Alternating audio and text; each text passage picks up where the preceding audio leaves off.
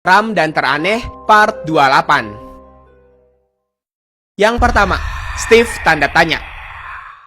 Pada suatu hari ada seorang player Minecraft bernama Potter yang suka main Minecraft bergonta-ganti versi. Namun menurutnya, versi 1.12.2 adalah versi terbaik dari Minecraft. Jadi akhirnya dia memutuskan untuk membuat survival di 1.12.2. Di awal, dia sedang memburu para domba untuk ia jadikan makanan. Setelah sekitar 20 menit bermain, Potter menyadari kalau dia tidak dapat menemukan adanya mob lagi. Padahal sebelumnya dia hanya memburu beberapa domba.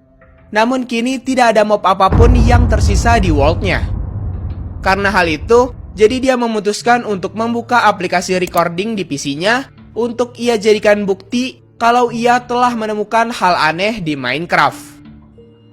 Ketika Potter sedang menebang beberapa pohon untuk membuat rumah, tiba-tiba ia melihat adanya Steve di kejauhan sedang menghadap ke belakang. Potter mencoba untuk mendekati Steve itu, tapi Steve itu tiba-tiba menghilang.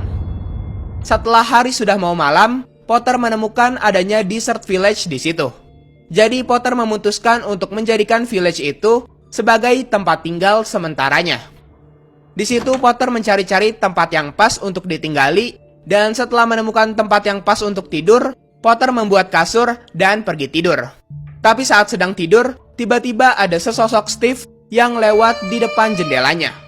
Potter otomatis bangun dan mencari-cari Steve itu keluar rumah. Namun ia tidak dapat menemukannya. Dan saat dirinya ingin kembali ke kasur, ia melihat pintu-pintu di village itu telah berubah menjadi berdarah-darah.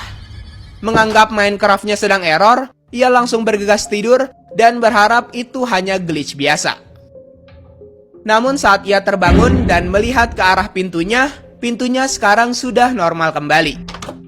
Seiring berjalannya waktu, kejadian yang Potter alami membuatnya sedikit ketakutan, dan ia terus bertanya-tanya mengenai hal itu. Tapi Potter pada akhirnya memutuskan untuk mengumpulkan keberanian dan memasuki world-nya lagi. Di saat itu, ia sedang mining di bawah tanah. Namun beberapa saat kemudian, ia mendengar ada suara menangis creepy di sekitarnya. Karena suara itu membuatnya merinding, jadi ia cepat-cepat mengambil iron yang ada di situ dan berniat untuk pulang. Namun anehnya, saat ia baru saja selesai memining iron ore di situ, tiba-tiba iron ore di situ muncul lagi. Ia pun di situ sangat panik, tapi ia menghiraukan gangguan-gangguan itu dan fokus untuk cepat-cepat pulang ke rumah.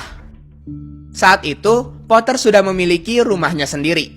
Karena dia kekurangan stok makanan, jadi ia pergi untuk memancing pada malam hari.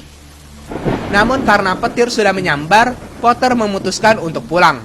Mencoba untuk tidur di malam hari, tapi di layarnya terdapat tulisan bahwa ia tidak bisa tidur karena ada monster di sekitarnya.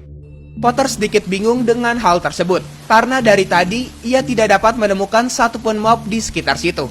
Bahkan saat dia mencarinya ke sana kemari. Beberapa saat kemudian, tiba-tiba ada banyak redstone torch di halaman rumahnya.